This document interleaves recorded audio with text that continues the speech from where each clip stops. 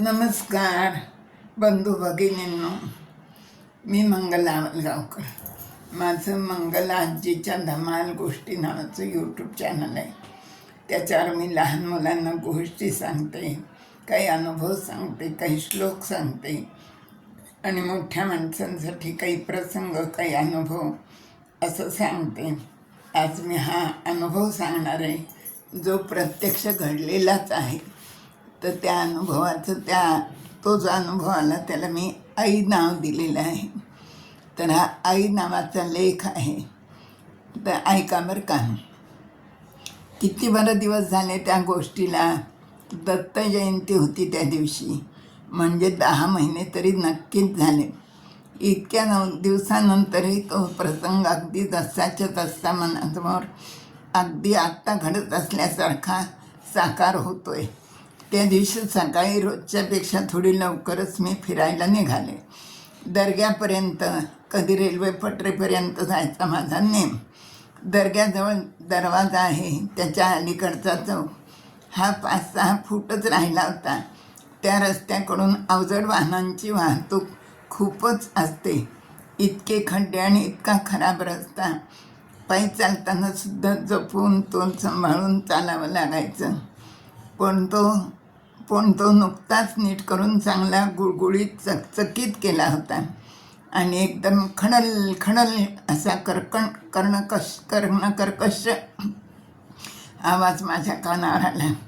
मनात म्हटलं, खड्डे नाहीत, काही नाही, कसला एवढा आवाज.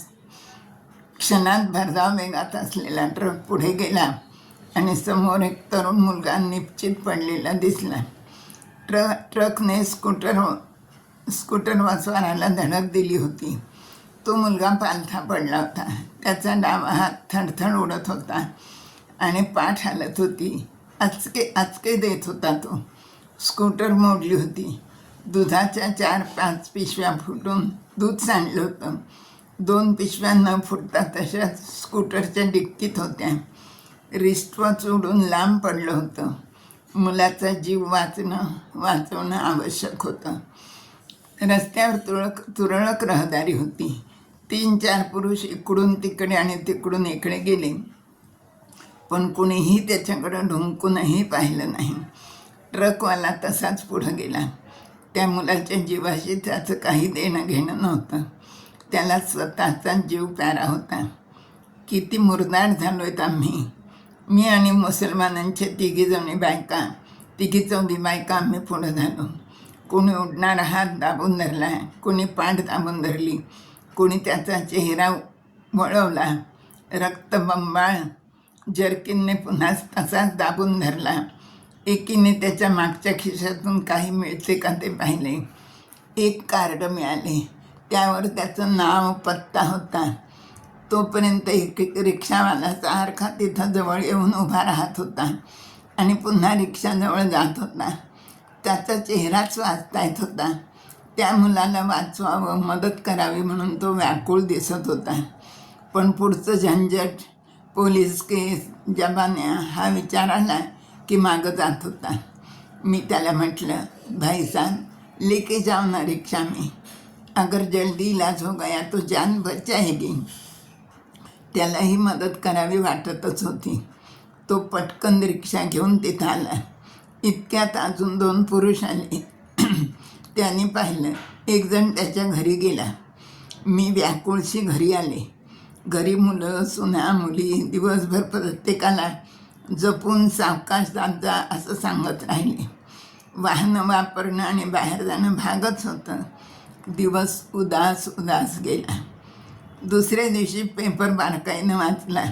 पोलीस डायरी वाचली, पण कुठे काहीच बातमी नव्हती. कोण असेल तो मुलगा? वाचला असेल का? त्याला वेळेवर मेडिकल एड मिळाली असेल का? आईवडिलांना काय वाटलं असेल? लग्न झालेलं असेल का? झालं असेल तर बायकोचं कसं?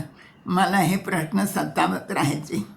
नुसतेच प्रश्न, म्हणजे कोडं जणू उत्तर मिळायचंच नाही. अंतर्मुख होऊन मी विचार करायची, समोर एवढा मरणाशी झुंज देणारा माणूस बघून इतके कसे आम्ही शांत राहतो. मन, माणुसकी, प्रेम काहीच कसं उरलं नाही. नुसतेच माणसांचे चकचकीत चेहरे, चटपटीत कपडे, पॉलिश्ड सगळं, पण आतलं मन मात्र इतकं मुरदाड कसं बनलं. एखाद्याचा जीव वाचवण्याविषयी आम्ही इतके थंड कसे राहू शकतो, असे उलटसुलट विचार करण्यात 2-3 महिने निघून गेले. मला त्या घटनेचा विसरही पडेना आणि चैनही पडेना. पुढे काय झालं ते कळायचा काहीच मार्ग नव्हता. नुसतीच मनाची मुलघाल. एके दिवशी माझ्या मैत्रिणीकडे मी गेले, तर तिची मैत्रीण तिच्याकडे आली आणि आमच्या गप्पा सुरू झाल्या. काय, कुठं राहता, काय करता असं विचारलं तर ती म्हणाली, दर्ग्याजवळ राहते मी. मग तिने दर्ग्याचं नाव काढलं की मी तिला तो प्रसंग सांगितला. म्हणलं तर ती म्हणाली, अहो तो मुलगा वाचला बरं का म्हणे. आणि मग ते कळल्यानंतर मला इतका आनंद झाला की खूपच आनंद झाला. आश्चर्याचा धक्का बसला आणि आनंदही झाला. मी त्या मैत्रिणीला म्हटलं, अहो आम्ही कोणी हिंदू होतो, कोणी मुसलमान, कोणी एखादी ख्रिश्चनही होती, पण आम्ही माणूस म्हणून होतो आणि आमच्यातली आई जागी होती. त्या मुलाला वाचवण्याकरता मागचा पुढचा कोणताच विचार न करता धावली होती. कोणीतरी कवीने म्हटलं आहे ना, जगातली कोणतीही आई घ्या, कुणाचीही आई घ्या, आई ती आईच, तिचं दूध पांढरंच. किती खरं आहे हे. मनाची मायाळू कनवाळू बाई जागी होती तिच्यातली आई. कोण कुणाचा, कोणत्या जातीचा ठाऊक नव्हतं, त्याचं तिला सोयरसोतकही नव्हतं. माय माऊली त्याची होती कुठेतरी.